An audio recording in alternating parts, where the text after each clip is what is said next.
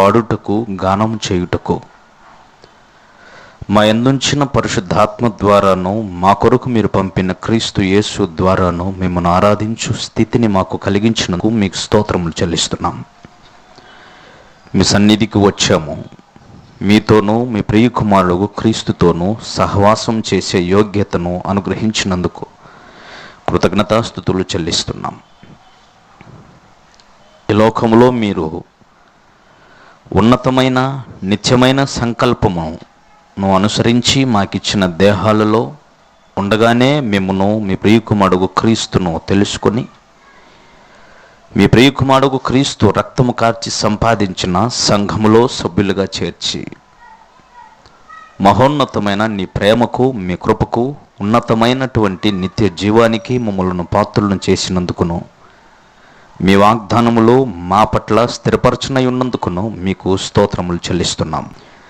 మీ మాటల చేత పలు విధాలుగా మమ్మల్ని హెచ్చరించి, ప్రభువా మీరు కోరినట్టుగా మేము బ్రతికి ఉన్నతమైన స్థితికి చేరుకొనుటకు అవసరమని మాటలను మీ ఆత్మ సహాయం చేత మాకు అర్థం చేయించుమని క్రీస్తు పేరటి ప్రార్థన అడుగుచున్నాము తండ్రి. ఆమేన్. క్రీస్తునందు ప్రియమైన దేవుని వారలారా, పరిశుద్ధులకు పరీక్షలు అను శీర్షికలో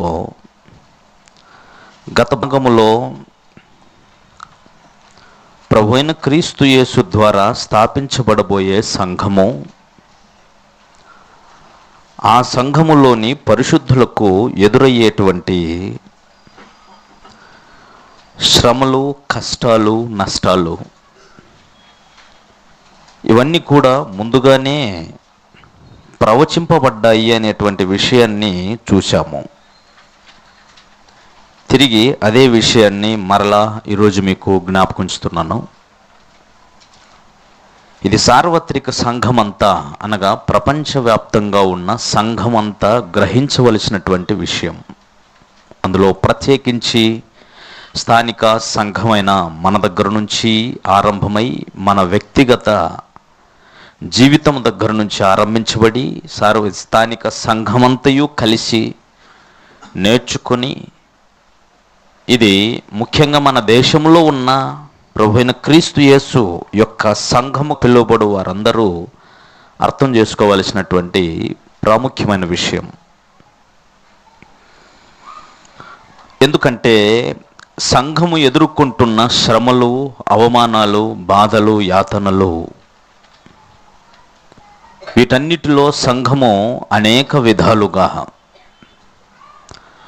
వెనుదిరిగేటువంటి ప్రమాదము ఎంతో ఉంది. కష్టము, నష్టము సంఘ సమూహముగా వచ్చేటువంటి శ్రమ కావచ్చు, వ్యక్తిగతంగా నీకు వచ్చేటువంటి శ్రమ కావచ్చు, అది నీ శారీర సంబంధమైన అలసట కావచ్చు, సంఘమంతా చేసేటువంటి పరిచర్యల్లోని అలసట కావచ్చు, మరి ఏ విధమైనటువంటి పరిస్థితి అయినను మనము జాగ్రత్తగా ముందు విషయాలను తెలుసుకొనుట దేవుడు మనకిచ్చినటువంటి గొప్ప భాగ్యం. ఎందుకంటే స్థానిక సంఘం పూర్వకాలంలో ఉన్నటువంటి మొదటి శతాబ్దంలో ఉన్నటువంటి సంఘము అప్పుడే అపోస్తుల చేత ఈ విషయాలన్నీ హెచ్చరించబడుతున్నది. కానీ ప్రపంచవ్యాప్తంగా విస్తరించిన సార్వత్రిక సంఘము వీటిని తెలుసుకొనుటకు, ఈ సంగతులను గ్రహించటానికి మొదటి శతాబ్దంలో ఉన్నంత కష్టము లేదు. ఎందుకంటే ఈ విషయాన్ని అనుభవపూర్వకముగా ఎరిగి పరిశుద్ధాత్మ చేత ప్రేరేపించబడి ఎవరైతే ప్రేరేపించబడ్డారో వారే వాటిని ప్రకటించాలి. వాళ్ళు ప్రకటించేంతవరకు సంఘానికి ఆ విషయము తెలిసేది కాదు. కానీ ఈరోజు ప్రపంచవ్యాప్తంగా దేవుడు తన గ్రంథాన్ని వ్రాసి అందరి చేతిలో పెట్టినాడు కనుక దానిని చదివి అర్థం చేసుకొని ధైర్యంగా ఈ లోకంలో ప్రభు కొరకు తమ విశ్వాస జీవితంలో కూడా నిలబడాల్సిన అవసరం ఉంది. విషయాన్ని బాగా అర్థం చేసుకోవటానికి ప్రయత్నించండి. క్రీస్తు విరోధి, క్రీస్తు సంఘమైన పరిశుద్ధులతో పోరాటం తప్పనిసరిగా చేస్తాడు అని మొదటి భాగంలో మనం విన్నాం. ఈ విషయంలో ఎవరు అలసిపోకూడదు, సొమ్మసిల్లకూడదు, అధైర్యపడకూడదు, కలవరపడకూడదు. ధైర్యముగా నిశ్చయత కలిగి స్థిరమైన విశ్వాసాన్ని కలిగి జీవిస్తే విజయము మీదే అనేటువంటి విషయము ఇందులో చూపించబడింది. ఆ విషయాన్ని జాగ్రత్తగా మనం చూడగలిగితే దానియేలు గ్రంథము 7వ అధ్యాయము, ఇందులో ముందుగానే గత భాగంలో మనం చూసినట్టుగా ఇది రోమా సామ్రాజ్య పరిపాలనలో స్థాపించబడేది సంఘం. ఆ రోమా సామ్రాజ్యము అధికారంలో ఉండగానే ప్రభువైన క్రీస్తు యేసు సిలువ వేయబడి చంపబడ్డాడు. ఆ రోమా సామ్రాజ్య పరిపాలనలోనే ప్రభువైన యేసుక్రీస్తు వారు 3వ దినాన తిరిగి లేపబడ్డాడు. శ్రమపడి చనిపోయి సమాధి చేయబడిన తాను మృత్యుంజయుడై సజీవుడై ఏ విధంగా లేపబడ్డాడో అలాగూ లేపబడినటువంటి తాను తన తండ్రి సింహాసనానికి విజయముతో ఏ విధంగా చేరగలిగి శాశ్వతముగా దేవుని సముఖాన దేవుని కుడిపార్శ్వమున ఉన్నాడో ఆ క్రీస్తును ధరించుకున్నటువంటి సంఘము కూడా ఈ భూమి మీద ఉన్నంతకాలము శ్రమ పడుతుంది, చంపబడుతుంది, సమాధి చేయబడుతుంది. కానీ దాని తరువాత ఖచ్చితంగా విజయము పరిశుద్ధులదే. ఈ విషయాన్ని ఆయన చాలా సూటిగా చెప్పాడు. ఆ సామ్రాజ్య పరిపాలనలోనే ఆ రోమా సామ్రాజ్య పరిపాలనలోనే సంఘం స్థాపించబడింది, రాజ్యం స్థాపించబడింది. ఆ కాలంలోనే సంఘమునకు ప్రతికూలమైన పరిస్థితులు ఎదురయ్యాయి. ఆ పరిపాలనలోనే అనగా ఆ రోమా సామ్రాజ్య పరిపాలనలోనే సంఘము విభిన్నమైనటువంటి శ్రమల పాలైపోయింది, అంతరింపజేయబడే స్థితికి వచ్చింది. అలాంటి కష్టాలకు, శ్రమలకు, వేదనలకు, యాతనలకు అన్నిటికీ ఓర్చుకొని ఇంకేముంది క్రైస్తవ్యం అంతమైపోయింది అనుకుంటున్నటువంటి ఆ పరిస్థితుల్లో నుంచి ఉద్భవించింది సంఘం. ఆ పరిస్థితుల్లో నుంచి విస్తరించింది ప్రభువైన క్రీస్తు యొక్క సంఘం. అది ఎంతవరకు అంటే భూదిగంతముల వరకు ప్రభువైన క్రీస్తు యొక్క సంఘం విస్తరింప చేయబడింది. ప్రారంభంలో ఉన్న మూల విషయాలు మనసునందుంచుకొనకుండా ఏ క్రైస్తవుడు బ్రతుకుతాడో ఆ క్రైస్తవుడు ఖచ్చితంగా లోకములో పడి భ్రష్టుడైపోతాడు. ఎవరైతే ప్రాథమికమైన విషయాలు, ఎందుకంటే క్రీస్తు చనిపోయి సమాధి చేయబడి తిరిగి లేచాడన్న దానికి సాదృశ్యము నీవు పొందిన బాప్తిస్మము. నీవు పాపముల విషయమై చనిపోయి నీళ్ళలో సమాధి చేయబడి నూతన జీవము పొంది ప్రభువు కొరకు జీవించటానికి నీవు లేపబడ్డావు.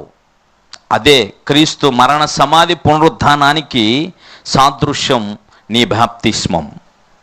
అలాగే క్రీస్తు భూమి మీద ఉన్నంతకాలం సత్యం కోసం నిలవబడి దేవుని ఇష్టాన్ని జరిగించుటలో ఎన్ని అవమానాలు, ఎన్ని శ్రమలు, ఎన్ని వేదనలు, యాతనలు, శోధనలు ఎదుర్కొని చనిపోవలసి వచ్చిందో, ఇంకేముంది క్రీస్తును చంపేశాం విజయం మాదే అని మతనాయకులు అనుకుంటున్నప్పుడు 3వ దినాన తిరిగి లేచి వారికి పెద్ద కలవరము పుట్టించాడు. అదే క్రీస్తు యొక్క సంఘము అంతమైపోతుందన్నటువంటి ఆలోచనల్లో ప్రపంచం ఉన్నప్పుడు అది ప్రపంచవ్యాప్తమై మహాపర్వతం అంత ఎత్తులో ఉంది. ఈ పరిస్థితుల్లో వాటిని జ్ఞాపకం అందించుకుంటే ఖచ్చితంగా చివరిగా అంతిమ విజయము ప్రభువైన క్రీస్తు యొక్క సంఘానిదే అనే విషయం మనకు అర్థమవుతుంది.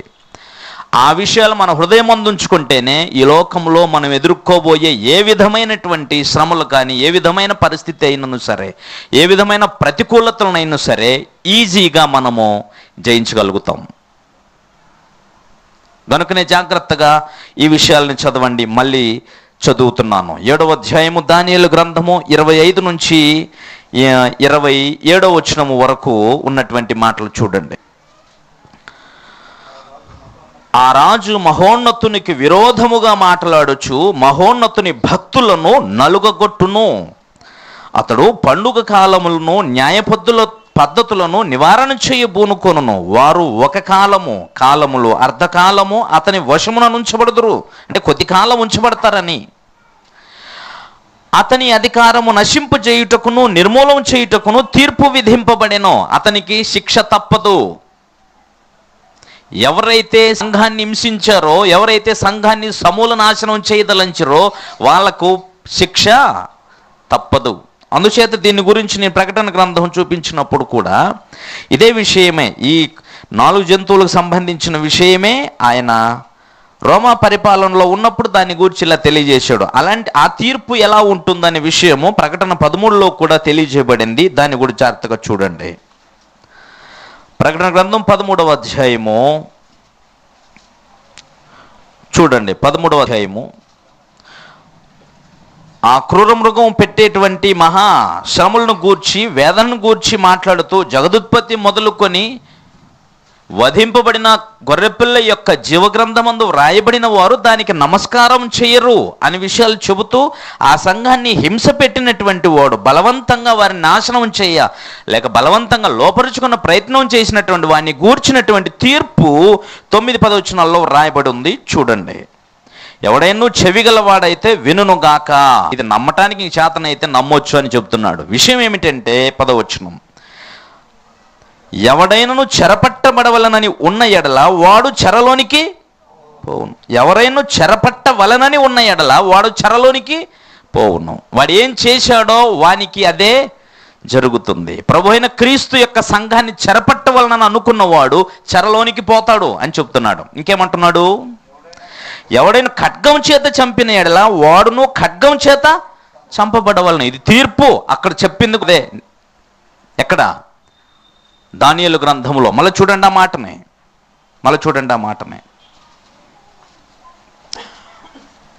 26వ వచనం, అతని అధికారము నశింపజేయుటకును నిర్మూలన చేయుటకును తీర్పు విధింపబడిన గనుక అది కొట్టివేయబడును. తీర్పు అన్నది జరుగుతుంది. అంటే సంఘాన్ని హింసించిన వారికి తీర్పు తీర్చకుండా దేవుడేమి విడిచిపెట్టడు. కానీ అందులో ఏముంది? ప్రకటన గ్రంథంలో ఇలాంటి పరిస్థితులు జరుగుతున్నాయి కనుక ఏం చేయబడుతున్నాడు? ఈ విషయములో పరిశుద్ధుల ఓర్పును విశ్వాసమును, మరి అప్పటి వరకు మీరు ఓపికగా దేవుని విశ్వాసం కలిగి ఉండాలి.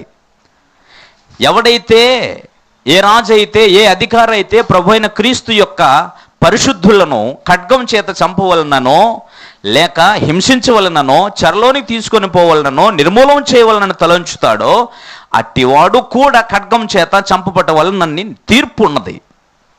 దాన్ని ఎవడూ తప్పించుకోలేడు. అది నిర్మూలన చేయబడుతుంది. ప్రభు అయిన క్రీస్తు రాజ్యం, రోమా క్రీస్తు సంఘాన్ని హింసించిన వారిని గూర్చి తీర్పు దానియేలు గ్రంథంలో ప్రవచించబడినట్టుగానే రోమా సామ్రాజ్యం సమూల నాశనం అయింది కదా, నిర్మూలన చేయబడింది కదా. కానీ క్రీస్తు యొక్క సంఘం శాశ్వతంగా ప్రపంచవ్యాప్తమై విస్తరించి నిలవబడింది. చూసారా ఎంత బాగుందో? 27వ వచనం, 7వ అధ్యాయం 27వ వచనం, అది కొట్టివేయబడును. ఆకాశమంతటి క్రిందనున్న రాజ్యమును అధికారమును రాజ్య మహాత్మ్యమును మహోన్నతుని పరిశుద్ధులకు చెందును.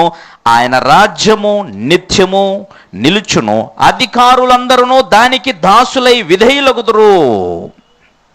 అధికారులందరూ దానికి ఏమవుతారు? దాసులై విధేయులవుతారు.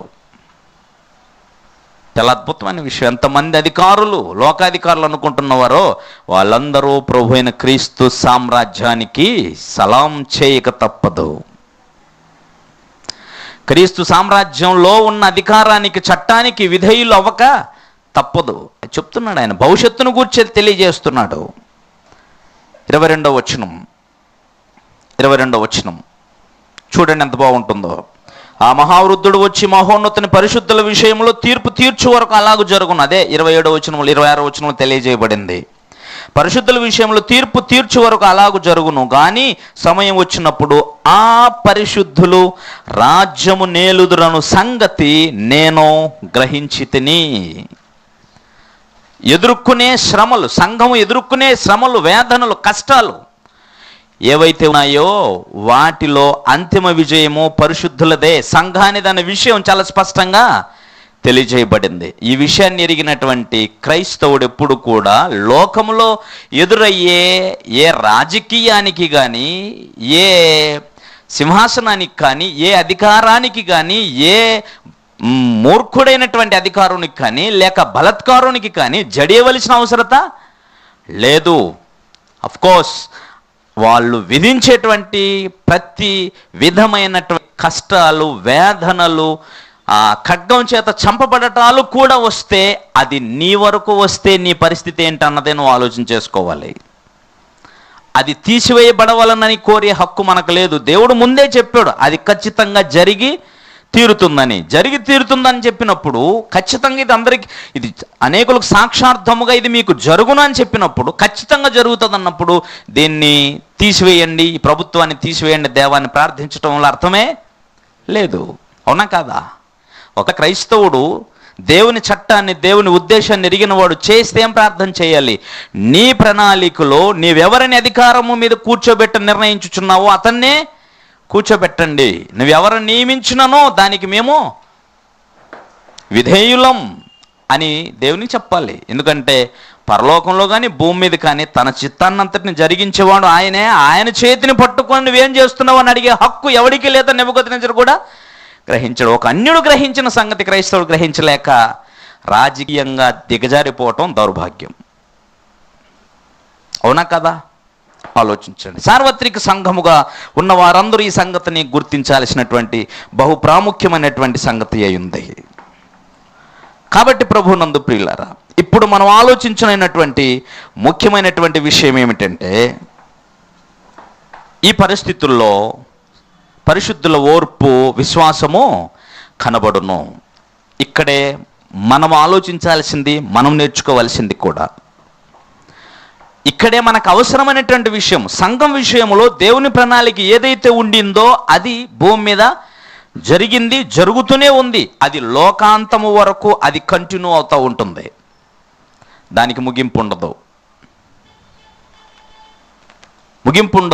అది కొనసాగుతూ ఉంటుంది. మహాశ్రమలు కొనసాగుతూ ఉంటాయి, సంఘానికి హింస కొనసాగుతూ ఉంటుంది, కానీ అంతిమ విజయం పరిశుద్ధులదే అవుతూ ఉంటుంది. ఈ పరిస్థితుల్లో నీవు అలసిపోతావేమో, నీవు విసిగిపోతావేమో, నీవు వెనుదిరుగుతావేమో. అందులో నీ పరిస్థితి ఏంటి దాన్ని చూసుకోవాలి. మనం అక్కడే మనం ఎవరిది వాళ్ళు పరీక్షించుకోవాల్సినటువంటి విషయమై ఉంది. ఎందుకంటే ప్రియులరా, అలసపడతామని, అలసిపోతామని, వెనుదిరుగుతామన్న విషయము కూడా ముందుగానే మనకు సూచించబడింది ఈ విషయంలో. ఎందుకంటే అతడు పరిశుద్ధులను కూడా అంతమొందిస్తాడనేటువంటి విషయం కూడా మనం ముందుగానే చూసుకున్నాం. తప్పంటే శిక్ష మాత్రం, అంటే సంఘమునికి హింస మాత్రం తప్పదు అనే విషయం మాత్రం మనకు పూర్తిగా మొదటి భాగంలోనే అర్థమైపోయింది. అయితే ఇప్పుడు ఆయన మనకేం చెబుతున్నాడో జాగ్రత్తగా చూద్దాం. హెబ్రీయులకు రాసిన పత్రిక 12వ అధ్యాయము. హెబ్రీయులకు రాసిన పత్రిక 12వ అధ్యాయము 3వ వచనములో నుంచి మాటలు చదువుకుందాం. 3వ వచనం నుంచి, మీరు అలసట పడకయు మీ ప్రాణములు విసుగకయు ఉండునట్లు పాపాత్ములు తనకు వ్యతిరేకముగా చేసిన తిరస్కారం అంతయు ఓర్చుకొనిన ఆయనను తలంచుకొనుడి అంటున్నాడు. చూడండి, మీరు మరలా చెబుతున్నాడు. ఈ మాట ఎందుకు చెబుతున్నాడు అర్థమవుతుందా? పాపాత్ములు తనకు వ్యతిరేకముగా చేసిన తిరస్కారం అంతయు ఓర్చుకొనిన ఆయనను, ఎవరిని గురించి చెబుతున్నాడు ఇక్కడ? ప్రభు అయిన క్రీస్తుని గురించి చెప్తున్నాడు.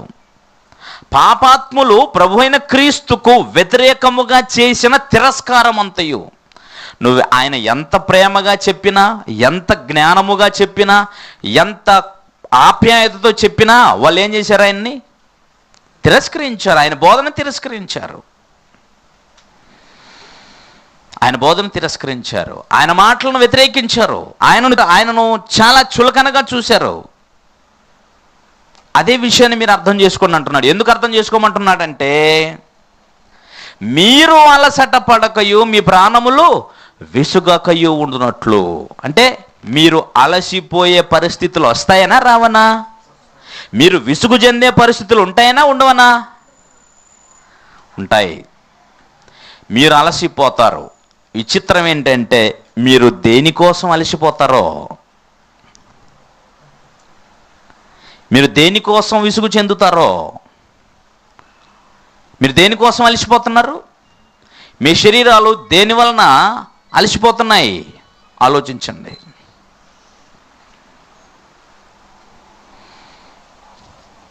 మీరు అలసట పడకయు మీ ప్రాణములు విసుగకయు ఉండునట్లు మిమ్మల్ని ధైర్యపరచడం కొరకు, మిమ్మల్ని స్థిరపరచడం కొరకు ప్రభు అయిన క్రీస్తు ఎదుర్కొన్న, ఆయన అనుభవించిన శ్రమలను జ్ఞాపకం చేస్తున్నాను. ఆయన అనుభవించిన శ్రమలను జ్ఞాపకం చేస్తున్నాడు. ఎందుకంటే మీరు అలసిపోకూడదని, మీరు విసుగు చెందకూడదని. ఈ పరిస్థితులలో ఇశ్రాయేలు చరిత్రను కూడా నేను మీకు జ్ఞాపకం చేయాల్సిన అవసరం ఉంది. మీరు విసుగు చెందుట అనేది, మీరు అలసిపోవటం అనేది దేనికోసం అలసిపోతున్నారు? సొంత కార్యక్రమాల కొరకు, పనికి మాలిన లోక సంబంధమైన వ్యామోహముల కొరకు, ఐహిక సంబంధమైన విచారముల చేత మీరు దుఃఖములో మునిగి మేము అలసిపోయాము అని అంటారేమో. బహుశా అందరూ దీంట్లోనే ఎక్కువగా మునిగి అలసిపోతున్నారు. అవునా కాదా చెప్పండి? దేంట్లో ఎక్కువగా మీరు అలసిపోతున్నారు చెప్పండి? మీ అందరికీ తెలుసు మీరు దేంట్లో ఎక్కువగా అలసిపోతున్నారు.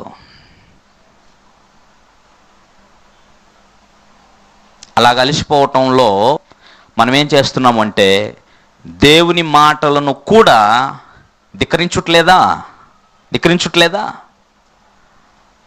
దేవునిపై తిరుగుబాటు చేయట్లేదా?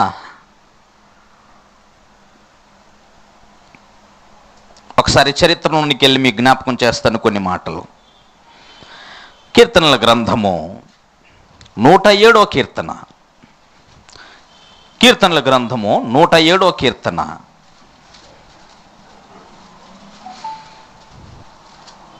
10వ వచనము నుంచి చూద్దాం. 10వ వచనం నుంచి, దేవుని ఆజ్ఞలకు లోబడక మహోన్నతుని తీర్మానమును తృణీకరించినందున. అర్థమవుతుందా మీకు? ఇశ్రాయేలీయుల విషయములో దేవుడు కొన్ని తీర్మానాలు చేసి ఉన్నాడు. వాటిని వీళ్ళు ఏం చేశారు?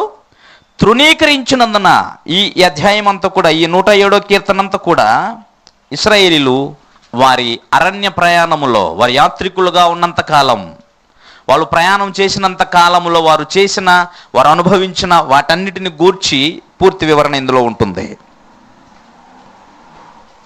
అర్థమవుతుందా? కాబట్టి బాగా అర్థం చేసుకోండి. 106వ కీర్తన, 107వ కీర్తన, ఈ రెండు కీర్తనలు ఇశ్రాయేలీయులు అరణ్యములో జరిగించిన కార్యక్రమాలు, దేవుడు వారి కొరకు చేసినటువంటి కార్యక్రమాలు గూర్చిన వివరణ ఉంటుంది. ఓకే, ఇప్పుడు చూడండి. దేవుని ఆజ్ఞలకు లోబడక మహోన్నతుని తీర్మానమును తృణీకరించినందున. తీర్మానం ఏంటండి? నిర్ణయం. జరిగిపోయిన దానిని మీరు ఏం చేస్తారు? తృణీకరించుట కాదా? నేను చెబుతున్నాను, ప్రభువైన క్రీస్తు యొక్క సంఘము శ్రమలు అనుభవించవలసిందే అన్న తీర్మానము దేవుని ప్రణాళికలో జరిగి ఉండగా, ఆ ప్రణాళిక నుంచి ఆ కష్టాల నుంచి, ఆ శ్రమల నుంచి, ఆ వేదనల నుంచి మనం తప్పించబడాలి అని అంటే పలానా పార్టీనే మనం గెలిపించాలి, లేకపోతే మనం పలానా వాకే ఓటేయాలి అనేటువంటి ఒక పార్టీలు, దేవుని సంఘాలు క్రైస్తవులైనటువంటి వాళ్ళు పార్టీల పేర్లకు సపోర్ట్ చేసే స్థితికి వచ్చారంటే నువ్వేం చేస్తున్నావు? ఆలోచించండి. నేను చెబుతున్నది అబద్ధం కాదు. నువ్వు దేవుని తీర్మానమును ఏం చేస్తున్నావు? తృణీకరిస్తున్నావు. నువ్వు మాట్లాడాల్సింది, నువ్వు గౌరవించవలసింది, నువ్వు తెలుసుకోవలసింది కేవలము దేవుని తీర్మానం ఏమై ఉందా అనేదే తెలుసుకోవాలి తప్ప మానవ ఆలోచనకు తోచిన దానిని తెలుసుకోకూడదు, చెప్పకూడదు. వారు దేవుని తీర్మానము తృణీకరించినందుచేత ఏం జరుగుతుంది? బాధ చేతను ఇనుప కట్ల చేతను బంధింపబడిన వారై చీకటిలోనూ మరణాంధకారంలోనూ నివాసము చేయు వారి హృదయమును ఆయన ఆయాసము చేత కృంగజేసిన వారు కూలి ఉండగా సహాయకుడు లేకపోయాను. ఇదే జరిగేది. మీరు దేవుని తీర్మానమును తృణీకరించే కార్యక్రమంలో, ఎందుకంటే సంఘములో శ్రమలు వస్తున్నప్పుడు, మీకు శ్రమలు వచ్చినప్పుడు మీరు దేవుని తీర్మానమును తృణీకరిస్తే, మీకు సంగతి తెలుసా, మానవుని హృదయములో నుంచి అనేకమైన ఆలోచనలు పుట్టునట. చివరికి తుదకు ఎవరి తీర్మానం స్థిరం? యెహోవా దేవుని తీర్మానమే స్థిరం. దానిని తెలుసుకొని దాన్ని గౌరవించాలి దేవుని ప్రజలు. నీ వ్యక్తిగతమైనటువంటి జీవితంలో నువ్వు ఎదుర్కొనే ప్రతి శ్రమ, నువ్వు ఎదుర్కొనే ప్రతి ఆయాసం, నిజంగా చెబుతున్నాను, అది దేనికోసం అయ్యింది? ఒకవేళ అది ప్రభువు కోసమై నీతి నిమిత్తమై ఖచ్చితంగా నువ్వేమనుకోవాలి అనంటే, నశించిపోయేటువంటి సువర్ణమునైన బంగారమునైన నేను ఇప్పుడు పరీక్షించబడి ఒక అద్భుతమైన ఆభరణముగా తీర్చిదిద్దబడాలి. గనుక నేను అందంగా కనబడాలి, దేవునికి దగ్గరగా ఉండాలి, దేవుని చేత అంగీకరించబడాలి అని అంటే నేను ఈ శ్రమలకు నలగొట్టబడవలసిందే అన్న నిర్ణయానికి నువ్వు రావాల్సిన అవసరం ఉంది. ఎంతమంది వస్తారు దానికి, అలాంటి నిర్ణయానికి? అయ్యా మాకు కష్టాలు వచ్చానైనా ప్రార్థన చేయి, అయ్యా బాబు మా శ్రమలు ఉన్నాయి, శోధించబడుతున్నా, మా కోసం ప్రార్థన చేయి. ప్రార్థన కోరారు అనగానే, మనల్ని ప్రార్థన కోరారు అనగానే మనం అప్పుడు చాలా పెద్దలం అయిపోతున్నాం. నా సహాయాన్ని కోరుతున్నారు. ప్రార్థన చేసేవాడు ఎలా ఫీల్ అవుతాడు? నా సహాయాన్ని కోరుతున్నారు. అప్పుడు ఈయనకేదో ఆయన దగ్గర ఏజెన్సీ ఉన్నట్టుగా ఏమంటారండి, ప్రభువా నీ బిడ్డ కొరకు నేను ప్రార్థన చేస్తున్నాను కాబట్టి ఇప్పుడే అన్నీ చేసేయి. అంతేనండి. వీళ్ళకేమో దేవుని తీర్మానంతో, దేవుని యొక్క సంకల్పంతో పని లేదు. విచిత్రం ఏంటో చెప్తున్నాడు చూడండి. దేవుని ఆజ్ఞకు నువ్వు లోబడలేదు కనుక బాధ, ఇనుప కట్ల బంధింపబడిన జీవితం, మరణాంధకారమైన జీవితం, ఏమండి ఆయాసం చేత కురింగిపోవటం, నువ్వు కూలిపోవటం, నీకు సహాయకుడు ఎవడు లేకపోవటం, చేసింది ఎవరు? ఇవన్నీ దేవుడే. అందుకే నువ్వు దేని విషయంలో అలసిపోతున్నావు అన్న సంగతి ముందు గుర్తుంచుకోవాలి. దీనికి సంబంధించి ఇంకేం చెబుతున్నాడో ఒకసారి మనము యెషయా గ్రంథంలోనికి వెళితే, ఇలాగ నల్లు కొట్టబడుతున్న పరిస్థితి ఇది అరణ్యములో విషయమే. గుర్తుంచుకోండి, దేవుని పరిశుద్ధులు కూడా ఎవరని చెప్పబడింది బైబిల్లో? ఎవరని చెప్పబడిందండి? తెలుసా తెలీదా? పేతురు పత్రిక 2వ అధ్యాయము 11వ వచనం అనుకుంటాను. పేతురు రాసిన మొదటి పత్రిక 2వ అధ్యాయం 11వ వచనం. ప్రియులారా, ఏముందండి? మళ్ళీ చదవండి. మీరు అనే పదం ఉంది చూడండి. ఎవరు? మీరు పరిశుద్ధులు. వారందరి కోసం మీరు పరదేశులను యాత్రికులున్నై ఉన్నారని ఏం చేయమన్నాడు? యాత్రికులునై ఉన్నారు గనుక ఆత్మకు విరోధముగా పోరాడు శరీరాశలను విసర్జించి అని అంటున్నాడు. ఓకే, ఇప్పుడు మనం ఎవరము? పరదేశులము. సో నువ్వు ప్రయాణంలో ఉన్నావు అన్నప్పుడు ప్రయాణం చేస్తూనే ఉంటావు. ప్రయాణం చేసేవాడు అలసిపోడా? అలసిపోతాడు, ఖచ్చితంగా అలసిపోతాడు. అందుకని ఇశ్రాయేలీల అరణ్య ప్రయాణం విషయంలోనే కాదు, నీవును ఈ ప్రపంచం అనే అరణ్యములో ఏం చేయబడుతున్నావు? ప్రయాణము చేస్తున్నావు. యాత్రికుడివే నీవు కూడా. భయంతో బ్రతకాల్సిన అవసరం ఉంది. అయితే నీ శరీర సంబంధమైన తిరుగుబాటు, నీ సంబంధమైన శరీరేచ్ఛను బట్టి నీవు లోబడి దానికి ఒకవేళ అలసిపోతూ ఉంటే దానికి సంబంధించిన విషయము యెషయా గ్రంథం 1వ అధ్యాయము. దేవుడే నీకు అలాంటి ఆయాసము, అలాంటి కృంగుబాటు నీకు కలుగు చేస్తుంది. ఎందుకంటే నీ శరీర సంబంధమైనది అది. నువ్వేది ఆశిస్తావో శరీర సంబంధం అది నీ ఎదుకు వచ్చి తీరుతుంది. అప్పుడు నువ్వు దాన్ని అనుభవించి అలసిపోతావు. కాబట్టి వారి కోసం ఆయన ఏం చెబుతున్నాడో చూడండి. 1వ అధ్యాయం 5వ వచనం. యెషయా గ్రంథం 1వ అధ్యాయం 5వ వచనం. నిత్యము తిరుగుబాటు చేయుచు మీరేలా ఇంకనూ కొట్టబడుదురు. ఎవరి చేత? దేవుని మీద తిరుగుబాటు చేసి నువ్వు అలసిపోతున్నావు, అది సంగతి. గనుకనే చెబుతున్నాడు, ఏమంటున్నాడంటే మీరేలా తిరుగుబాటు చేయొచ్చు, మీరేలా కొట్టబడుదురు. ప్రతి వాడు నడినెత్తిన వ్యాధి కలిగి ఉన్నాడు, ప్రతి వాడికి ఉండే బలహీనమైన అరకాలు మొదలుకొని తల వరకు స్వస్థత కొంచెమైనను లేదు. ఎక్కడ చూసినా గాయములు, దెబ్బలు, పచ్చిపుండ్లు, అవి పిండబడలేదు, కట్టబడలేదు, తైలంతో మెత్తన చేయబడలేదు. తిరుగుబాటు వలన, దేవుని తీర్మానం తృణీకరించటం వలన నీకు కలిగినటువంటి పరిస్థితి ఇది. మరలా చెబుతున్నాను, నీ శరీర సంబంధమైన జీవితంలో అలసిపోవటం వలన నీకు కలిగేది ఇదే. నీ శరీర సంబంధమైన జీవితంలో అలసిపోతావు, కానీ ఈ విషయములో లోకము ఎప్పుడూ కూడా నిన్ను హింసించదు. ఇది గుర్తుపెట్టుకోండి. నీ జీవనోపాధి కొరకు నువ్వు పడేటువంటి ఏ ప్రయాసలోనో, ఏ శ్రమలో కూడా లోకము వలన కానీ, అధికారుల వలన కానీ నీకు ఏ విధమైనటువంటి శ్రమ, వేదన, కష్టము రాదు. కాకపోతే నువ్వు దేవుని ఆజ్ఞను తిరస్కరించినంత కాలము, దేవుని తీర్మానమును తృణీకరించినంత కాలము, నీ శరీర సంబంధమైన వ్యామోహములతో మునిగిపోయినంత కాలము సహజంగానే నీకు అలసట వస్తుంది, ఆయాసపడతావు, శ్రమ పడతావు. ఎందుకంటే నువ్వు దేవుని యొక్క ప్రణాళికను గౌరవించిన వాడు కాదు. దేవుని ప్రణాళిక కోసం ప్రయాసపడి అలసిపోవాలనుకున్న సంఘము కాదు నీవు. అందుకే నీకు ఈ పరిస్థితి. అందుచేత ఏం జరుగుతుందో చూడండి ఇప్పుడు. అయితే ఏంటి మరి మా పరిస్థితి అంటే ఇక్కడ చెబుతున్నాడు 15వ వచనంలో మీరు మీ చేతులు 16వ వచనం, మిమ్మును కడుగుకొని శుద్ధి చేసుకోండి, మీ దుష్క్రియలు నాకు కనబడకుండా వాటిని తొలగించుకోండి, కీడు చేయుటం మాని మేలు చేయ నేర్చుకొనుడి. మేలు చేయ నేర్చుకొనుడి. మీ శరీర సంబంధమైన ఆలోచనలు, మీ శరీర సంబంధమైన అలసటలు ఇక్కడ తీసివేయాయి. ఎప్పుడైతే మీ అలసటకు సంబంధించి, మీ శ్రమలకు సంబంధించి, మీ కృంగుబాటును గురించి అర్థం చేసుకొని మీ చేతులు కడుగుకొని మీరు ఎప్పుడైతే దేవుని వైపు తిరుగుతారో, మీరు దేవుని చేత నల్లగొట్టబడిన వారే, దేవుని చేత కృంగుబాటుకు లోనైన వారే. ఎందుకంటే మీరు దేవుడు మిమ్మల్ని తోసేశాడు, ఆయన భద్రతను మీ పైనుంచి తీసేశాడు. సో ఖచ్చితంగా నల్లగొట్టబడతావు. మళ్ళా చెబుతున్నాను, ఏ ఉద్యోగాన్ని, ఏ పనిని కావాలని మీరు కోరుని దాంట్లో మునిగిపోతున్నారో దాని వలనే మీరు అలసిపోతారు. నేను దానియేలు గ్రంథంలోని చరిత్రను గురించి మాట్లాడుతున్నప్పుడు చెప్పాను, ఇశ్రాయేలీయులు దేనిని బట్టి వాళ్ళు చెరలోనికి వెళ్ళారు చెప్పండి? వాళ్ళు చెరలోనికి ఎందుకు వెళ్ళారు? వాళ్ళు చేసిన పాపం ఏంటి చెప్పండి? ఇశ్రాయేలీయులు కానీ, యూద జనాంగము కానీ వాళ్ళు చేసిన పాపం ఏంటి? వాళ్ళు చెరలోనికి పోవటానికి కారణాలు ఏంటి? వాళ్ళు చెరపట్టబడింది అటు అష్షూరు దేశానికి కానీ, లేక ఇటు బబులోనికి కానీ కొనిపోబడటానికి గల కారణం ఏంటి? వాళ్ళు చేసినటువంటి విగ్రహారాధన, వాళ్ళు చేసినటువంటి వ్యభిచారం.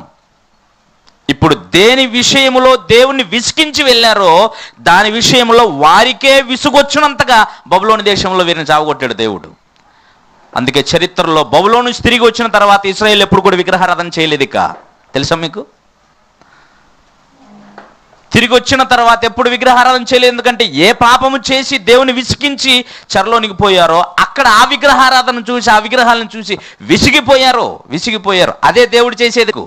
నువ్వు ఏ ఉద్యోగం వలన, ఏ శరీర సంబంధమైన జీవితం వలన నీకు సంపూర్ణంగా పని కావాలంటావా, ఇస్తాడు, నువ్వు దాంట్లోనే కురింగిపోతావు. నిజమే. నీకు ఆస్తి కావాలంటే ఖచ్చితంగా ఇస్తాడు, నువ్వు దాంట్లోనే మునిగిపోతావు, దాంట్లోంచి బయటపడలేవు నువ్వు. ఇశ్రాయేలులాగా కనీసం యూద జనాంగం దాకా పాఠం నేర్చుకొని మరి ఎప్పుడు విగ్రహారాధన జోలి పోకపోతే బాగుంటుందేమో. కానీ ఈ లోక సంబంధమైన ఐహిక విచారం అలాంటిది కాదు. నిన్ను బంధించిందనటం, అందులోంచి బయటపడటం చాలా కష్టం. ఒకవేళ అది నీకు అర్థం కావాలంటే నీకు నీవుగా మెలకువ తెచ్చుకొని నేను ఎక్కడున్నానో నీ సంగతిని జ్ఞాపకం చేసుకోవాల్సిన అవసరం ఉంటుంది. అప్పుడు ప్రభు చెబుతాడు, నువ్వు ఏ స్థితిలో నుండి పడ్డావో నీవు దానిని జ్ఞాపకం తెచ్చుకొని లే అంటాడు. ఆ శబ్దము నీకు కరెక్ట్గా వినబడాలి. వినబడిన తర్వాత నువ్వు కనెక్ట్ అయిపోవాలి, లేకపోతే మాటి మాటికి వినబడదు. అర్థమవుతుందా? చూడండి. అందుకనే ఇలాంటి పరిస్థితి ఉన్నప్పుడు వారు ఎప్పుడైతే బుద్ధి తెచ్చుకుంటారో, జ్ఞానం తెచ్చుకుంటారో, మరలా 107వ కీర్తనకి రండి. 107వ కీర్తన 13వ వచనం. 13వ వచనం చూడండి. ఇప్పుడు కష్టకాలమందు వారు యెహోవాకు మొర్ర పెట్టిరి. పైన విషయాలు కంటిన్యూ. దేవుని చేత నలగొట్టబడ్డారు, శ్రమ పట్టబడ్డారు. ఎందుకని దేవుని తీర్మానం తృణీకరించారు. వాళ్ళు శ్రమ పెట్టబడ్డారు, బుద్ధి తెచ్చుకున్నారు, మేల్కొన్నారు. అరణ్యములో జరిగిన పరిస్థితులు ఏమంటున్నాడు? వారు కష్టకాలమందు వారు యెహోవాకు మొర్ర పెట్టిరి, ఆయన వారి ఆపదల్లో నుండి వారిని విడిపించును, వారి కట్లను తెంపివేసి చీకట్లో నుండి మరణాంధకారంలో నుండి వారిని రప్పించెను అనందు. చూడండి, సంఘముగా, క్రీస్తు యొక్క సంఘముగా నీవు అనేక హింసలు, అదే నీ శరీర సంబంధమైనటువంటి వ్యామోహము విషయంలో, ఐహిక విచారం విషయంలో, నువ్వు ఏ విషయంలో నువ్వు మునిగిపోయి అలసిపోయి ఉన్నావో దానిని బట్టి నువ్వు నల్లగొట్టబడుతున్నప్పుడు మేల్కొని మరలా నువ్వు దేవునికి నీ పొరపాటును ఒప్పుకొని ప్రార్థిస్తే తప్పనిసరిగా నిన్ను లేవనెత్తుతాడు. ఇది మీరు గుర్తుంచుకోవలసినటువంటి విషయము. ఇది నీ శరీర సంబంధమైన అలసటను గూర్చినటువంటి విషయం.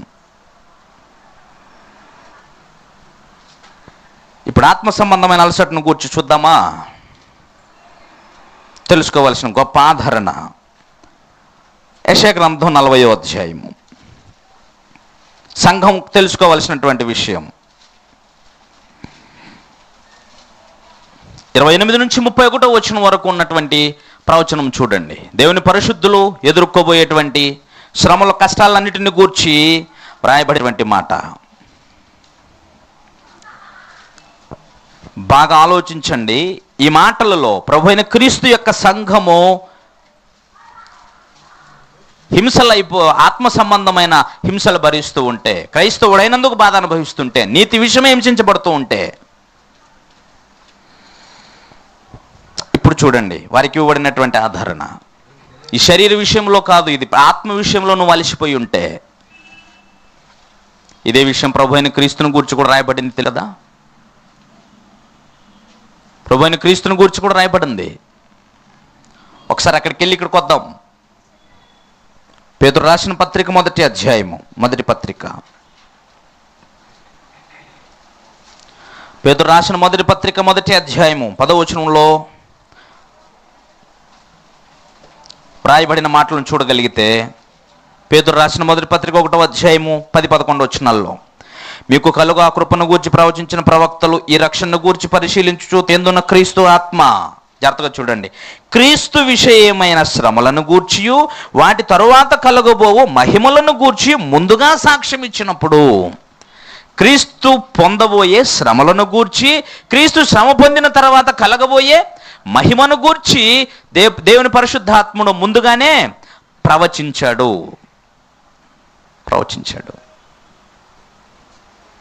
సంఘమును గూర్చి కూడా అది ఎలాగ ఆరంభమవుతుందో, ఎలాగ నల్లగొట్టబడుతుందో, ఎలా నిర్మూలన చేయబడుతున్నట్టు కనబడుతుందో, తర్వాత ఎంత ఉన్నతమైన స్థితికి చేరిపోతుందో కూడా ముందుగానే ప్రవచింపబడింది. క్రీస్తు జీవితానికి, క్రీస్తు శ్రమలకు, క్రీస్తు మరణ పునరుత్థానానికి వేరుగా క్రీస్తు యొక్క సంఘము ఉండదు. క్రీస్తు జీవితము ఎన్ని కష్టాలకు, అవమానాలకు, హింసలకు లోనైపోయి చంపబడి సమాధి చేయబడిందో, అలాగే పునరుత్థానుడైన తర్వాత అందరి జీవితాలు ఏ విధంగా కలవరానికి గురి చేయగలిగిందో, అదేవిధంగా ప్రభువైన క్రీస్తు సంఘము కూడా భూమి మీద జీవించినంత కాలం అది మహాశ్రమలు అనుభవించి తీరుతుంది, నలగొట్టబడుతుంది, సమాధి చేయబడుతున్నట్టు, నిర్మూలన చేయబడుతున్నట్టు అనిపిస్తుంది. కానీ అది మహా ఉన్నత దశకు చేరుకుంటుంది. అదే క్రీస్తు శరీరములో ఏ విధంగా శ్రమ అనుభవించి తర్వాత మహిమను పొందాడో అదే విషయమే సంఘానికి పోల్చి చెప్తున్నాడు. అందుకనే సంఘం ఎదుర్కొనేటువంటి లేక సంఘమును ఆదరించబోయేటువంటి అద్భుతమైనటువంటి సందేశము, ప్రవచనము ఇక్కడ రాయబడి ఉంది. ఇందాక చదువుకున్నటువంటి యెషయా గ్రంథము 40వ అధ్యాయము. యెషయా గ్రంథం 40వ అధ్యాయము. అన్ని కాలంలో ఉన్న వారందరూ తెలుసుకోవలసిన ప్రాముఖ్యమైనటువంటి ప్రవచనం చూడండి. 28 నుంచి, నీకు తెలియదా, నీవు వినలేదా, భూదిగంతములను సృజించిన యెహోవా నిత్యుడగు దేవుడు, ఆయన సొమ్మసిల్లడు, అలయడు. ఎందుకు ఈ మాట చెబుతున్నాడు? ఈ మాట ఎందుకు చెప్తున్నాడు? నీవు ఆత్మ సంబంధమైన పోరాటములో, యుద్ధములో అలసిపోయాను, సొమ్మసిల్లాను, అయిపోయాను అనుకుంటున్నటువంటి విషయంలో నీకు ఈ మాట గుర్తుకు రావాలి. భూదిగంతములు సృజించిన దేవుడు అలయడు, సొమ్మసిల్లడు, ఆయన నాకు ఖచ్చితంగా సహాయము చేస్తాడు అన్న నిరీక్షణ నీకు ఉండాలి. కింద చూడండి, ఆయన సొమ్మసిల్లడు అలయుడు, ఆయన జ్ఞానం శోధించుట సాధ్యము. సొమ్మసిల్లిన వారికి బలమిచ్చువాడు ఆయనే, శక్తిహీనులకు బలాభివృద్ధి కలుగుజేయువాడు ఆయనే. బాలురు సొమ్మసిల్లుదురు, అలయుదురు, యవనులు తప్పక తొట్టిల్లుదురు. యెహోవా కొరకు ఎదురు చూచువారు నూతన బలము పొందుదురు. వారు పక్షిరాజుల వలె రెక్కలు చాపి పైకి ఎగురుదురు, అలయక పరిగెత్తుదురు, సొమ్మసిల్లక నడిచిపోదురు. దేవుడు ఏమైనాడు అన్న విషయం తనకు అర్థమైతే నువ్వు సొమ్మసిల్లినా, అలిచిపోయినా, కృంగిపోయినా, కింద పడ్డా మళ్ళీ లేచి పరిగెడతావు. అది సంఘాన్ని గురించి, సంఘ పరిశుద్ధులను గురించి చెబుతున్నటువంటి ప్రవచనం. ఆయన సొమ్మసిల్లడు, అలసిపోడు. ఆయన సొమ్మసిల్లిన వారిని లేవనెత్తగలిగిన బలవంతుడు. అలసిపోయిన వారికి ఆయన బలాభివృద్ధి కలుగజేయువాడు, శక్తిహీనులకు బలాభివృద్ధి కలుగజేయువాడు. ఈ పోరాటములో, ఈ యుద్ధంలో, ఇది నీ జీవనోపాధికి సంబంధించినటువంటి యుద్ధానికి సంబంధించింది కాదు. ఇది అందరికీ ఉంటుంది. ఈ విషయంలో మీకు ఎప్పుడు పోరాటాలు రావు. ఇంకా మిమ్మల్ని గొప్పగా దాంట్లో వృద్ధి చేసే కార్యక్రమాలే జరుగుతుండొచ్చునేమో, కానీ ఆత్మ సంబంధమైన జీవితంలో మాత్రం, ఈ ఆత్మ సంబంధమైన పోరాటంలో, అది ప్రభుత్వాల వలన రావచ్చు, అధికారుల వలన రావచ్చు, నీ సొంత రక్త సంబంధం వలన రావచ్చు, నీ శరీరం వల్లనే రావచ్చు. అర్థమవుతుంది కదా? నీకు ఎవరి వలనైనా ఇది రావచ్చు. వీటన్నిటికి మించి క్రీస్తు విరోధుల వలన కూడా నీకు ఈ పరిస్థితి రావచ్చు. ఎందుకంటే పరిశుద్ధ సంఘముగా క్రీస్తు ప్రభు యొక్క నియమాలకు, కష్టాలకు, శాసనాలకు లోబడి బ్రతుకుతున్నప్పుడు క్రీస్తు విరోధులుగా నిలబడిన ఎన్నో సంఘాలకు పిలువబడుతున్న వాళ్ళు ఉన్నారు. వారందరూ ఖచ్చితంగా మిమ్మల్ని ఏం చేస్తారు? ఎలివేస్తారు, చిన్న చూపు చూస్తారు, మిమ్మల్ని పట్టించుకోరు, మీకు తేలికైన వారుగా అయిపోతుండొచ్చు. అప్పుడు ఏంటి మా పరిస్థితి ఇలాగా ఉంది అని మీరు అనుకుంటున్నారేమో. ఎందుకంటే సత్యము లేనటువంటి సంఘములో ఖచ్చితంగా జనాభా ఎక్కువగా ఉంటారు.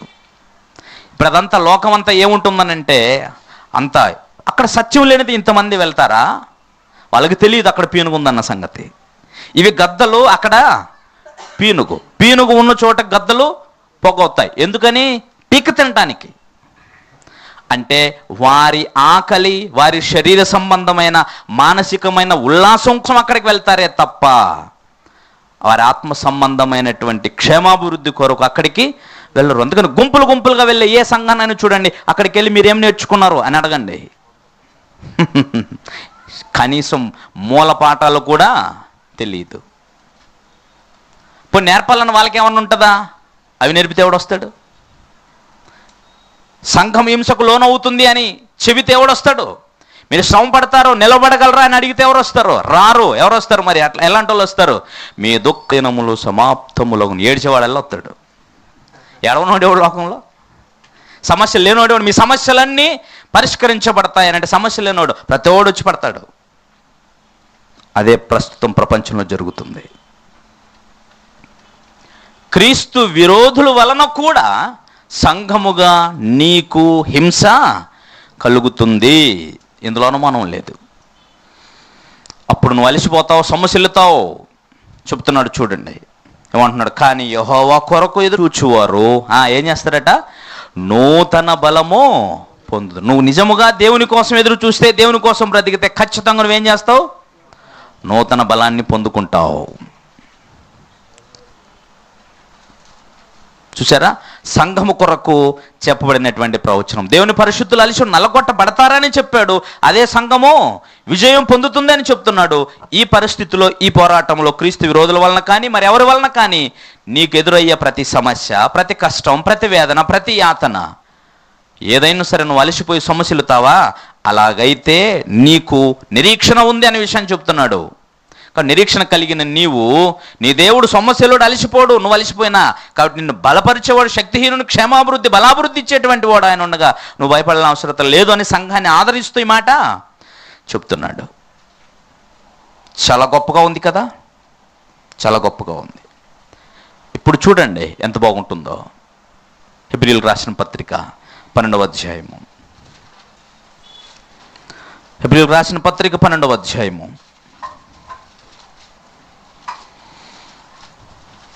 3వ వచనం. మీరు అలసట పడకయు మీ ప్రాణములు విసుగకయు ఉండునట్లు మీరు అలసిపోకుండా విసిగిపోకుండా ఉండటం కొరకు, అలసిపోకుండా ఉండటం కొరకు చెప్తున్నాడు. అలాగే విసుగకుండా ఉండటం కొరకు చెప్తున్నాడు. ఏమని? పాపాత్ములు తనకు వ్యతిరేకముగా చేసిన తిరస్కారమంతయు ఓర్చుకొనిన ఆయనను తలంచుకొనుడి. పాపాత్ములు తనకు వ్యతిరేకముగా చేసిన తిరస్కారం అంతయు ఓర్చుకొనినా అనుంది చూడండి అక్కడ. అది మీరు అండర్లైన్ చేసుకోవాల్సింది. ఓర్చుకొనినా ఆయనను మీరు తలంచుకొనుడి. ఆయనను మీరు తలంచుకోండి. ఎంతగా అంటే మీరు పాపముతో పోరాడుటలో రక్తము కారునంతగా ఇంకా దాన్ని ఎదిరింపలేదు. ప్రభు అయిన క్రీస్తు పాపమును పాపాత్మలను ఎదిరించుటలో తన రక్తము కారునంతగా పోరాడాడు. అదేం చెప్తుంది మీకు? మనకు క్రీస్తు పాపమును ఎదిరించుటలో తన శరీరమునంతటిని ఉడికించి, యవన రక్తాన్ని అంతటిని ఏం చేశాడు? ఉడికించి చెమట కాస్త రక్త బిందువులుగా మారిపోయింది. తోటలో, గెత్సెమనే తోటలో ఆయన చెమట బిందువు ఎలా మారిపోయిందంటే రక్త బిందువులుగా మారిపోయిందంట. ఆయన రక్తము చెమటగా మారితే, చెమటగా మారినటువంటి ఆ బిందువు ఏమైపోయింది? రక్తముగా. అది శరీరములో జరిగినటువంటి పోరాటం అయితే, పాపాత్ములు తనకు వ్యతిరేకంగా చేసిన ఈ పోరాటంలో ఏం చేశాడంటే తన రక్తాన్ని అంతటిని దారపోసాడు. నువ్వెప్పుడు చేసావు? అంతవరకు నువ్వు రావాలంటున్నాడు ఆయన. నువ్వు ఓర్చుకోవాల్సింది ఎక్కడి వరకు? ఇదిగో, నువ్వు ఎవరినైతే నమ్ముకున్నావో, ఎవరినైతే గురి కలిగి ఉన్నావో, ఎవరినైతే వెంబడిస్తున్నావో ఆయనను చూడు. ఆయన ఎంత అనుభవించాడో, ఎంత ఎదుర్కొన్నాడో, ఎంత సహించాడో. నీవు అక్కడ వరకు రావాలి, అక్కడ వరకు ఓర్చుకోవాలంటున్నాడు. ఎవడండి నమ్ముతాడు యేసు ప్రభుని ఇలా చెప్తే? అంతిమ విజయం నీదే. దాన్ని అర్థం చేయించడానికి పై వచనాలు చెప్పాడు ఆయన. ఏం చెప్పాడు? పై వచనంలో కాదు, 2వ వచనంలోని 6, 7వ వచనంలో, ఓపికతో పరిగెత్తుదు మన తర్వాత ఆయన తన ఎదుట ఉంచబడిన ఆనందము కొరకై అవమానమును నిర్లక్ష్య పెట్టి సిలువను సహించి దేవుని సింహాసనం యొక్క కుడిపార్శ్వమున, అది నువ్వు పొందుకోబోయేది. అది పొందుకోవాలి అని అంటే ఈ అవమానాన్ని, శ్రమలను, ఈ కష్టాలన్నిటినీ ఓర్చుకోవాలి, సహించాలి. అసలు వీటిని లెక్క చేయకూడదు. అది చెబుతుంది ఆయన. దేనికో భయపడతావు ఎందుకు? దేనికో జడుస్తావు ఎందుకు? అది నీకు అవసరం లేదంటున్నాడు. అది శ్రమ క్రీస్తు విరోధుల వలన, లోకాధికారుల వలన, నీ రక్త సంబంధుల వలన, నీ సొంత సహోదరుల వలన, ఎవరి వలన అయినా సరే నీకొచ్చేటువంటి ఏ శ్రమ విషయంలో కూడా నువ్వు భయపడాల్సిన అవసరత లేదు. ఎవరిని చూస్తావు? ప్రభు అయిన క్రీస్తును చూడు. ఎంతగా ఓర్చుకున్నాడో, ఎంతగా సహించాడో చూడు, అర్థం చేసుకో. అక్కడి వరకు నువ్వు సహించుకో, ఖచ్చితంగా అంతిమ విజయము నీదే అంటున్నాడు. ప్రభువుని అంత గొప్పగా అర్థం చేసుకున్నారు కనుక మళ్ళా చెబుతున్నాను, ఇక్కడ మీరు అలసట పడకయు విసుకకయు అంటున్నాడు. విసుకకయు, విసుగు ఎప్పుడు వస్తుందండి? అలసట పడకయు విసుగకయు. యేసు ప్రభువు ఏమండి తన శిష్యుల కోసం ఒక ఎగ్జాంపుల్ చెప్పాడండి, అద్భుతమైన ఎగ్జాంపుల్. లూకా సువార్త 18వ అధ్యాయము.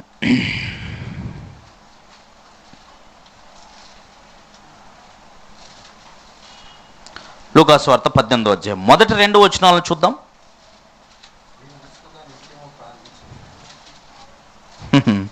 చూడండి ఎంత బాగుంటుందో.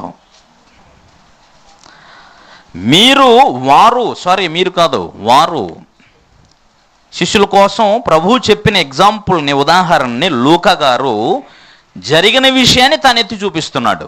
అది ప్రభువు మాట్లాడిన విషయాన్ని ఎత్తి చూపిస్తున్నాడు. వారు అంటే శిష్యులు. విసుకక నిత్యము ప్రార్థన చేయుచుండవలెననుటకు ఆయన వారితో ఈ ఉపమానము చెప్పాను. అర్థమైందండి? దేనికోసం విసుకుండా ఉండటం కొరకు అలా చెబుతున్నాను. మీకు విసుగు పుట్టింది ఎప్పుడన్నా? మీకు విసుగు పుట్టేంతగా ప్రార్థన చేశారు ఒక విషయమై? ఇక్కడ ఏం చెబుతున్నాడంటే చూడండి జాగ్రత్తగా. దేవునికి భయపడకయు మనుషులను లక్ష్య పెట్టకయు ఉండే ఒక న్యాయాధిపతి ఒక పట్టణంలో ఉండేనా. ఆ పట్టణంలో ఒక విధవరాలు ఉండేనా. ఆమె అతని ఎద్దుకు తరచుగా వచ్చి నా ప్రతివాదికి నేను నాకు న్యాయం తీర్చుమని అడుగుచూ వచ్చాను, కానీ అతడు కొంతకాలం ఒప్పకపోయాను. తర్వాత అతడు, నేను దేవునికి భయపడుకు మనుషులు లక్ష్య పెట్టుకుని ఉండినను, ఈ విధవరాలు నన్ను తొందర పెట్టుచున్నది కనుక మాటి మాటికి వచ్చి గోజాడుకున్నట్లు ఆమెకు న్యాయం తీరుతున్నాను తనలో తాను అనుకోనేను. మరియు ప్రభు ఇట్లా, నేను అన్యాయస్తుడైన ఆ న్యాయాధిపతి చెప్పిన మాట వినండి. ఏం చెప్పాడు? దేవుడు తాను ఏర్పరచుకొనిన వారు దివరాత్రులు తన్ను గూర్చి మొరపెట్టుకొనుచుండగా వారికి న్యాయము తీర్చడా. అంటే నువ్వు ఎదుర్కొనే ఒక ఆత్మ సంబంధమైన పోరాటములో నువ్వు అడగగానే నీకు పరిష్కారం రాదు, అది గుర్తుంచుకో. అర్థమవుతుందమ్మా? మనం ఎలా అనుకుంటే ఇలా మొరపెట్టగానే ఇటు సమాధానం వచ్చి చేయాలి. నువ్వు రాత్రి మొరపెట్టయితే తెల్లారేసరికి నీకు కళ్ళు వచ్చి సమాధానం చెప్పాలి, ఇది నీది సిద్ధాంతం. కానీ ప్రభు శిష్యులకే చెప్పాడు, వెంటనే నీకు సమాధానం రాకపోవచ్చు. దేవునికి భయపడకయు మనుషులకి భయపడకయు ఉన్న ఒక న్యాయాధిపతిని గూర్చి చెబుతున్నాడు. ఇలాంటి పరిస్థితుల్లో నువ్వు చాలా ప్రతికూల పరిస్థితుల్లో ఉండి గోజాడుతూ ఉంటావు అంటే ప్రార్థన అనేది నువ్వు విసుగకుండా చెయ్యాలి. ఇక్కడేం కనిపిస్తుంది? ఓర్పు కావాలి నీకు. ఒకటి. రెండవది నిరీక్షణ. తప్పనిసరిగా దేవుడు మాకు సహాయము చేస్తాడు. అయితే ఇందులో నీవు చాలా ఓర్చుకోవలసిన పరిస్థితి ఉంటుంది. అక్కడే విశ్వాసము నీ ఓర్పు కనబడేది. చూసారా ఎలా ఉంది చూడండి. నువ్వు విసుగక ప్రార్థన చేయున్నట్లు, విసుగక ప్రార్థన చేయుటకు ఆయన ఉపమానం చెప్పాడంటే నువ్వు విసుక్కున్న ప్రార్థన చేయాలి. మీరు ఎప్పుడైనా విసుగు చెందారా ప్రార్థన చేయటంలో? ప్రార్థన చక్కగా రాదు మనకి. ఎంతసేపు ప్రార్థన చేయడం? గట్టిగా మీ అందరికి పరీక్ష పెడితే 10 నిమిషాలు దాటుతాను ఎవరు ప్రార్థన చేసిన. అవునండి? అవునా? ఇంకేమన్నట్టే మళ్ళీ మాట్లాడతారేమో, ఎంతసేపు ఏం అడుగుతాం దేవుణ్ణి? మీ ముఖం అడగటానికి తెలిస్తే కదా. అంతసేపు ఏం ప్రార్థన చేస్తారండి దేవునికి? సొలొమోను ప్రార్థన చూసావా? 2 అధ్యాయాలు ఉంటాయి. దావీదు ప్రార్థన చూసావా? ఎన్ని విధాలుగా ఉంటుందో.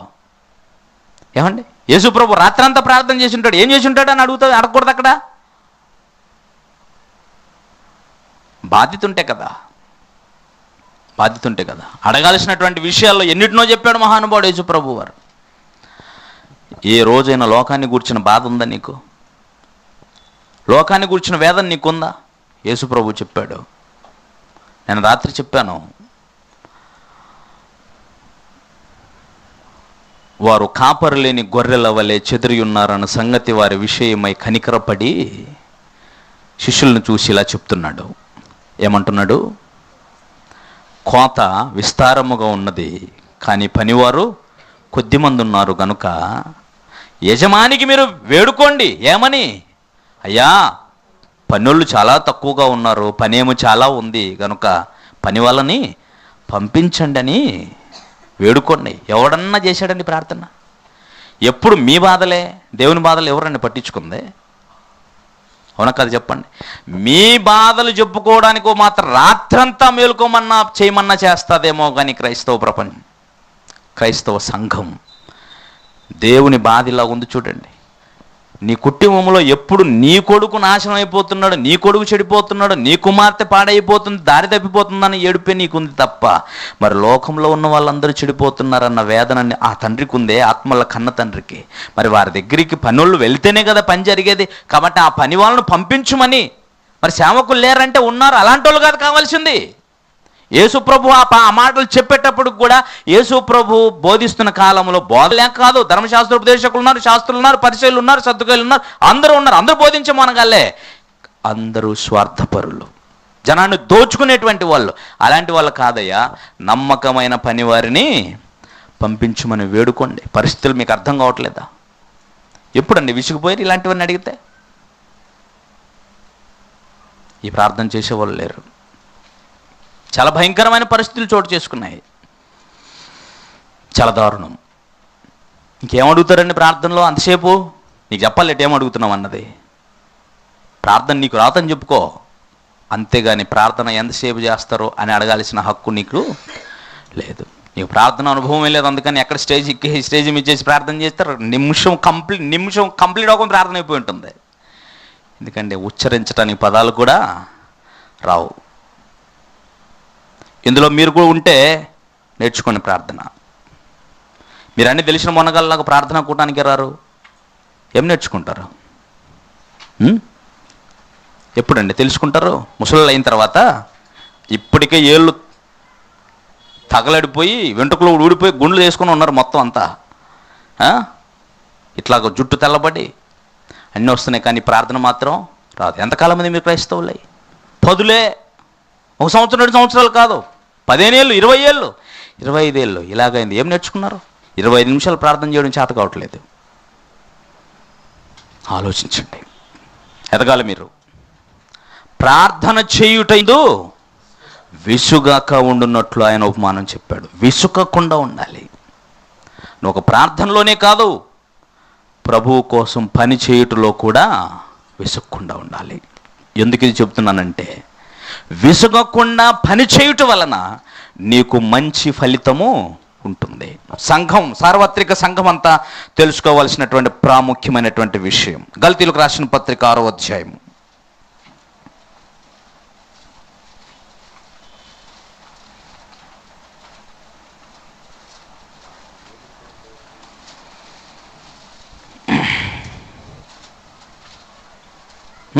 తొమ్మిదవ వచనం. మనము మేలు చేయుట యందు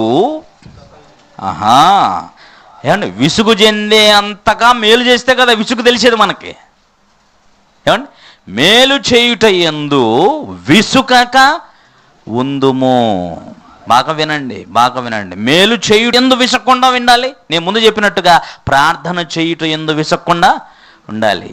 అంటే ఇవి చాలా దీర్ఘకాలానికి సంబంధించిన కార్యక్రమాలు అన్నమాట.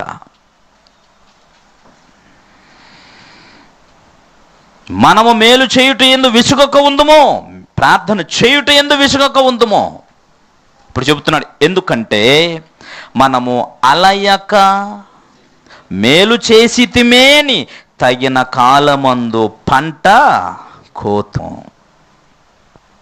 నువ్వు అలసిపోకుండా, విసుగు చెందకుండా పనిలో కానీ, ప్రార్థనలో కానీ, బాధ్యతలో కానీ ఉంటే నువ్వు ఎంత అలసిపోయావో, ఎంత విసిగిపోకుండా ఏం చేసావు, మేలు చేశావో, వీటన్నిటికీ మంచి ఫలాన్ని నువ్వు పొందుతావు అంటున్నాడు. మంచి ఫలితాన్ని పొందుకుంటావు అంటున్నాడు.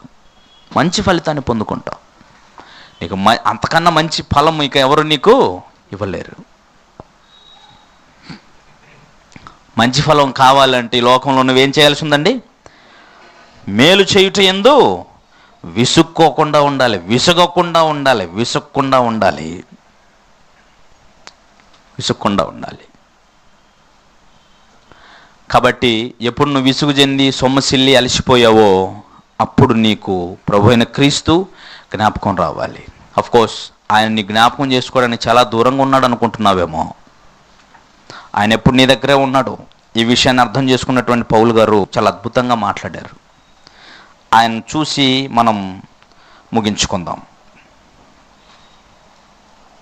12వ అధ్యాయము కొరింథీయులకు రాసిన మొదటి పత్రిక. మనకు తెలుసు, కొరింథీయులకు రాసిన మొదటి పత్రికలోని 11వ అధ్యాయంలో, నేను ప్రభువును పోలి నడుచుకుంటున్న ప్రకారము మీరును నన్ను పోలి నడుచుకొనుడి అని, మీరు నన్ను పోలి నడుచుకొనుడి అని చెబుతున్నాడు. ఇప్పుడు ఆయన ఏం చెబుతున్నాడో జాగ్రత్తగా చూడండి. 9వ వచనం నుంచి ఆయన ఒక విషయమై, నేను చాలా విసిగిపోతున్నాను, దీనివల్ల అలిసిపోతున్నాను, నా దేహంలో ఒక ముళ్ళు ఉంది, దయచేసి దీన్ని తీసేయండి. ముమ్మారో వేడుకునే పరిస్థితి వచ్చిందంటే అర్థం ఏంటండి? దానివలన ఆయన విసిగిపోతున్నాడు, శ్రమ పడుతున్నాడు, కష్టపడుతున్నాడు. దేవుని ముమ్మారు వేడుకున్నాడంట, దేవాదిని తీసేయని. ఆయన అన్నాడంట, ఉండిని ఎలాగన్నాడట, ఉండిని అన్నాడంట. ఎవరో చెప్పారండి, అది పాపం, ముళ్ళు. పాపాన్ని ఉంచుకోమంటాడటండి దేవుడు. నా కృప నీకు చాలును అంటే అర్థం ఏంటి? ఉంచుకోమనే తీసేస్తున్నానా? అలాగ ఉండు నాయనా అని. ఉండని ఎలాగని? పాపాన్ని అయితే ఉంచుకోమంటాడా? పాపాన్ని అయితే ఉంచుకోమనే అవసరమే. అలాగైతే ఇంకా ఆయన పరిచర్య అంతా అర్థం లేని పరిచర్య అది.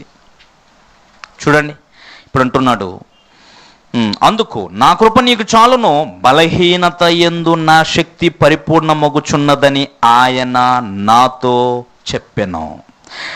మగవండి, బలహీనతల యందు నా శక్తి పరిపూర్ణమగుచున్నదని ప్రభువు తనతో చెప్పాడు.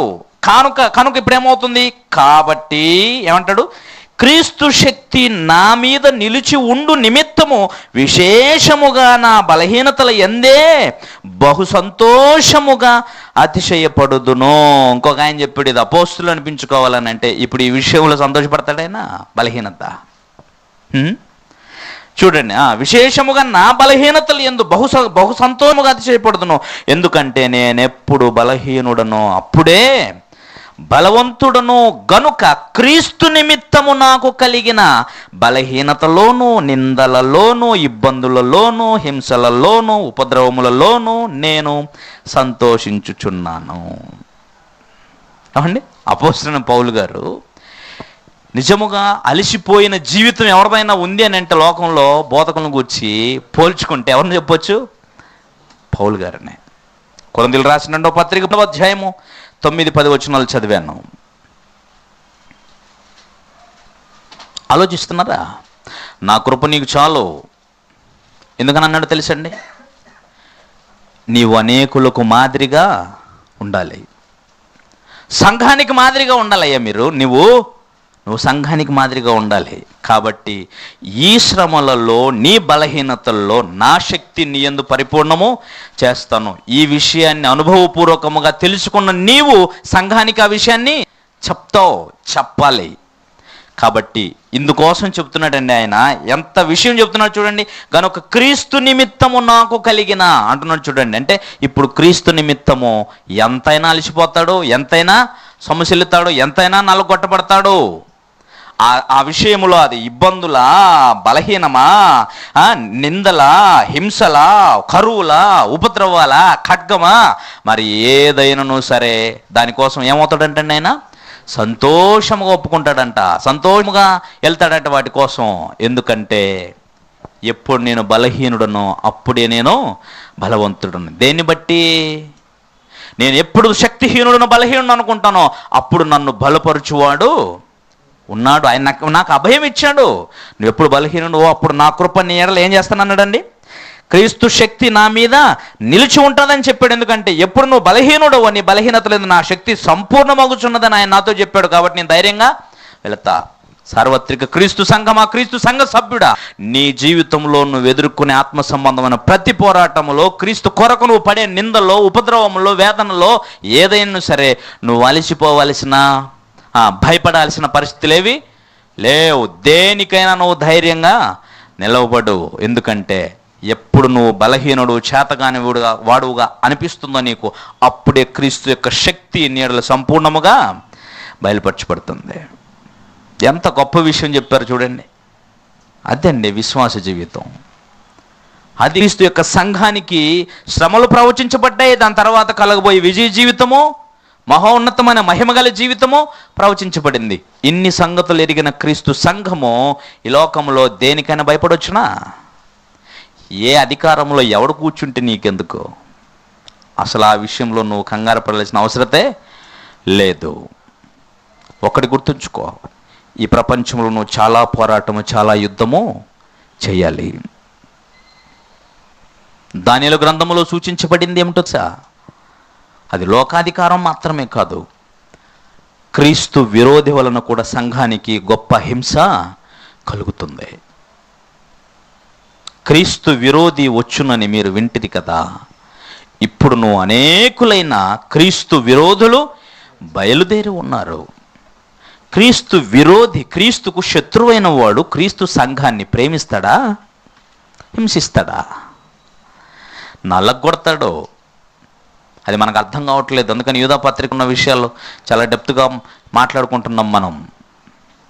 వాళ్ళు వస్తారు, వాళ్ళు క్రీస్తు సంఘాన్ని, క్రీస్తు పరిశుద్ధులను ఏమేం చేస్తారో మొత్తం ఆయన చెప్పాడు. వాళ్ళ క్రియలన్నింటిని వివరించి చెప్పాడు ఆయన. అక్కడ నుంచి ఎవరు భ్రష్టులు అవుతారో చెప్పాడు, భ్రష్టులు అంటే ఎలా ఉంటారో చెప్పాడు, క్రీస్తు విరోధి ఎలా ఉంటారో చెప్పాడు, భక్తిహీనులు ఎలా ఉంటారో చెప్పాడు. వాళ్ళందరి వలన నిజముగా క్రీస్తు కోసం బ్రతకాలనుకున్న వారు అనేక హింసలు పొందక తప్పదు. కానీ మీరు విశ్వాస జీవితంలో అలయక, సొమ్మసిలక, విసుగక, మీ విశ్వాసములో స్థిరముగా ఉంటే మీకేం కలుగుతుందండి? విజయ జీవితము మీదే, మహిమ కలిగిన జీవితము మీదే, అధికారము మీదే. సంఘము యొక్క శ్రమలు ప్రవచించబడ్డాయి, సంఘము యొక్క విజయము ప్రవచించబడింది. ఆ సంఘములో నీవు ఒకడివి. నీ వ్యక్తిగత జీవితము దగ్గర నుంచి సంఘ సమూహము వరకు ఎదుర్కొనే ప్రతి శ్రమలో, ఎదురయ్యే ప్రతి వేదనలో, శ్రమల్లో, కష్టాల్లో, ఉపద్రవాల్లో, దేంట్లోనైనా సరే మీరు బహుధైర్యము కలిగి ఉండాలి. నువ్వు శరీర సంబంధమైన దాంట్లో అలిసిపోతున్నావా? మళ్ళా చెబుతున్నాను, దాంట్లో నువ్వు విసుగు చెందుతున్నావా? అయితే అది నిన్ను ముంచేస్తుంది.